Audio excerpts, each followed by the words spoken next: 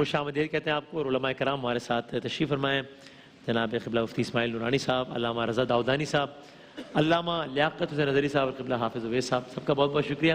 سوالات ہیں آپ لوگوں کے کافی، تو آغاز کرتے ہیں جناب۔ پہلا سوال سنائیے گا جی۔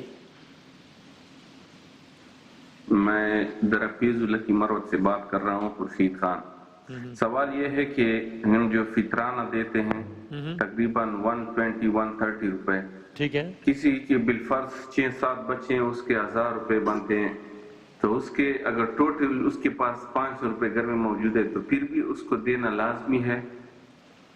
بالکل صحیح۔ علامہ لیاقت نظری صاحب۔ بسم اللہ الرحمن الرحیم۔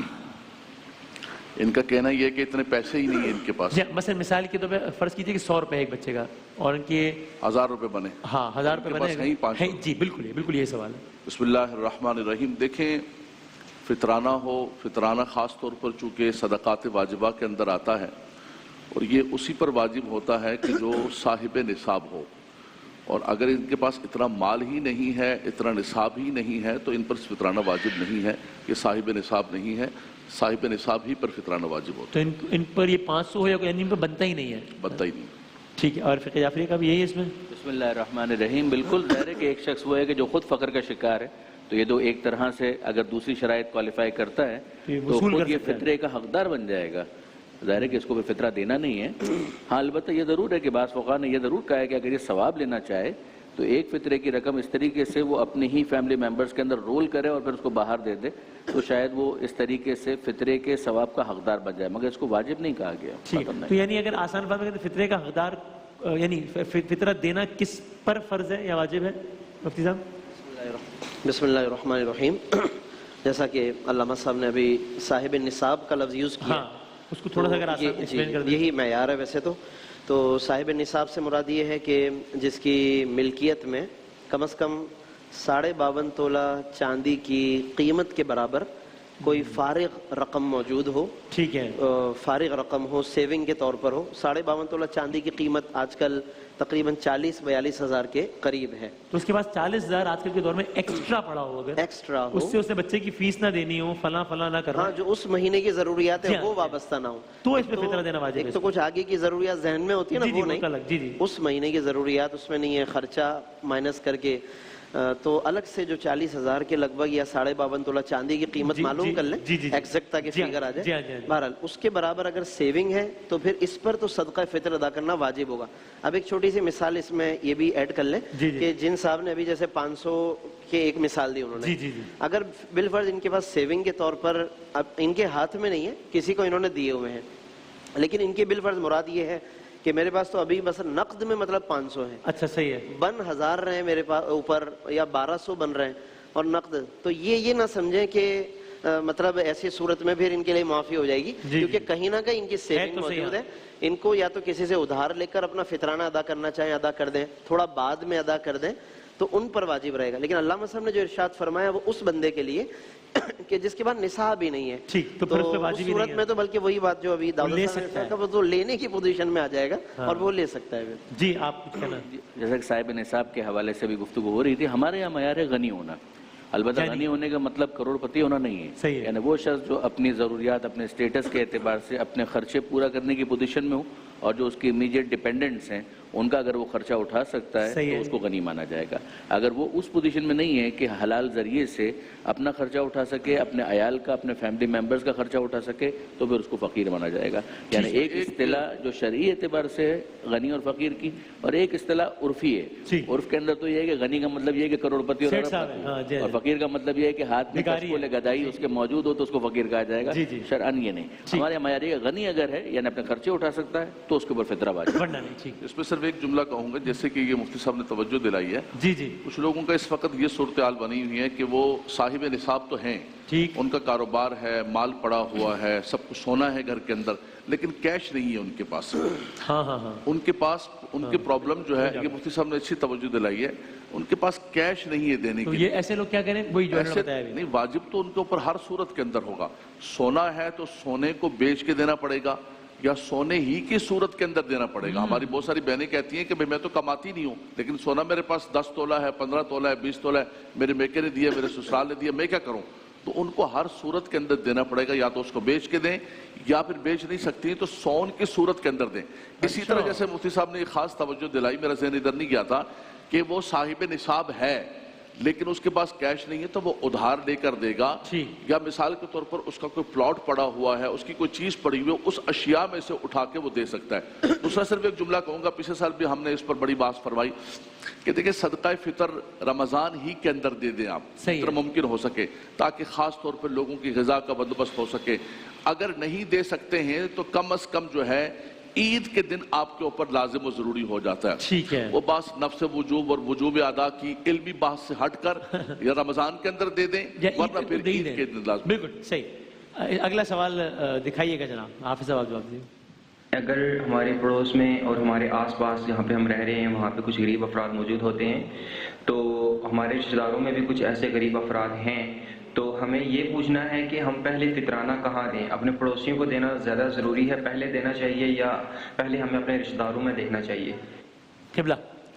جی بالکل، جو صدقات واجبہ ادا کیے جاتے ہیں اس کے اندر ترتیب یہی ہے کہ آپ نے سب سے پہلے جس کو قرآن نے ذوی القربہ کہا ہے، اچھا، یعنی آپ کے جو قریب کے رشتہ دار ہیں آپ انہیں جو ہے وہ ترجیح دیں اور انہیں ادا کریں۔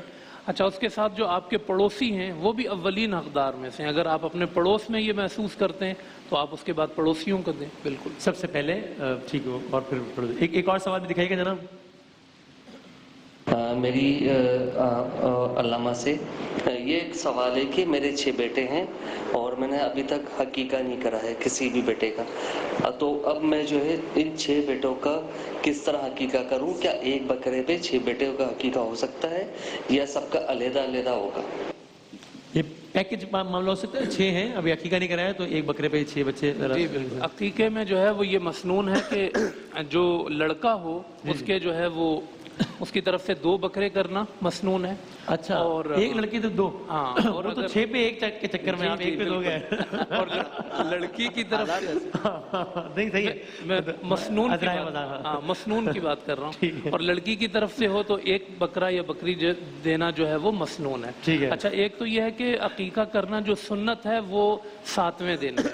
اچھا، اور اگر جو ہے وہ 7ویں دن کوئی نہیں کرتا ہے کسی وجہ سے بھی، ہاں، تو پھر زندگی بھر اس کا ٹائم ہے، یعنی آپ جو ہے جب بھی کرنا چاہیں عقیقہ وہ آپ کر سکتے ہیں، اس میں کوئی حرج کی بات نہیں ہے۔ ایک جانور جیسے گائے یا بیل جانور ہے، اس میں آپ 6 بچے ہیں تو ان کے 6 حصے رکھ سکتے ہیں، 7 حصے رکھ سکتے ہیں۔ جیسے قربانی کے موقع پہ ہم یہ مسئلہ بیان کرتے ہیں کہ ایک حصہ اگر قربانی کا ہو اور اس میں کچھ حصے عقیقے کے ہوں تو وہ شامل کیے جا سکتے ہیں، لیکن اگر جانور چھوٹا ہو یعنی بکرا یا بکری تو پھر فقہ حنفی میں جو ہے وہ ایک کی طرف سے وہ آپ ایک ہی جانور، یعنی بچے اگر افورڈ نہ کر سکتا ہو تو اس کے لیے مسئلہ الگ ہے، یعنی بچے کے لیے 2 مسنون بہتر ہیں، لیکن اگر 2 نہیں کر سکتے تو بیٹے کی طرف سے بھی 1 کر دیں، لیکن سب کی طرف سے 1 کرنا جو ہے نا وہ، یعنی سوال یہ کہ میں سوال پوچھ رہا ہوں کہ اگر کوئی اس پوزیشن میں ہے کہ وہ 1 بکرے سے زیادہ افورڈ ہی نہیں کر سکتا تو ایسے کے لیے آپ یہ کہیں گے کہ فی الحال چھوڑ دے، اس پر ضروری نہیں ہے، جب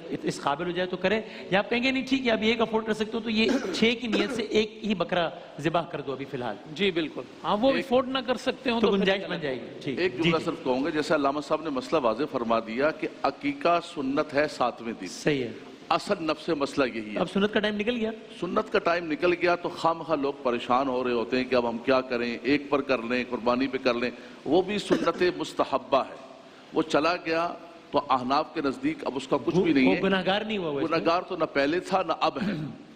اب آپ اتنی ٹینشن نہ لیں کہ 1 بکرے کو کتنے لوگ شکی ہو جاتے ہیں کہ یہ بیمار اور اس کا بکرا نہیں کیا تھا نا، اس سے بیمار ہو گیا۔ نہیں، آپ اپنی اوقات کے مطابق اس کا کچھ نہ کچھ صدقہ نکال دیا کرے، 1 انڈا بھی صدقہ ہو سکتا ہے، 1 کلو آٹا بھی صدقہ ہو سکتا ہے، لیکن یہ جو لوگ زندگی بھر پریشان رہتے ہیں کہ عقیقہ، شادی تک لوگ پوچھ رہے ہوتے ہیں کہ شادی اس کی کر دیں، نکاح ہو جائے گا، عقیقہ نہیں ہوا اس کا، تو یہ سنت مستحبہ ہے اور اس کا وقت علامہ صاحب نے بتا دیا کہ 7ویں دن عقیقہ۔ نہیں، ان کے اگر 6 ہیں تو پہلا والا کتنا بڑا ہو گیا ہوگا ماشاءاللہ، ہوتا ہے شادی کی عمر تک پہنچ گیا، وہ بھی عقیقے کا مسئلہ نہیں، لوگ اس کے پیچھے بالکل نہ پڑے۔ آپ کچھ ہے؟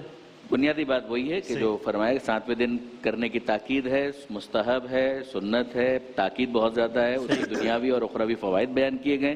ایک کے اوپر ایک کم سے کم ہے، اور اگر لڑکا ہے تو نر، اور اگر لڑکی ہے تو مادہ ہو تو اور بھی بہتر ہے، اور اگر نہیں کیا والدین نے اور بالغ ہو گیا بچہ تو خود اس کے اوپر یہ مستحب رہے گا۔ بہتر تو وہی تھا جس طریقے سے علامہ صاحب نے فرمایا، لیکن یہ کہ اب اس کے اوپر ہے، لیکن اگر نہ بھی کرے تو گنہگار نہیں ہے۔ یہاں تک کہ کہا گیا کہ زندگی میں کبھی بھی وہ اپنا عقیقہ خود کروا لے تو بھی اچھا ہے، یہاں تک کہ مجھے نہیں معلوم فقہ حنفی کا مسئلہ اس میں کیا ہے، لیکن یہ کہ عید قربان میں جو قربانی کی جاتی ہے اس کے ساتھ تداخل کی بھی گنجائش ہے کہ اسی کے اوپر، یعنی وہ شخص بالغ ہو چکا ہے،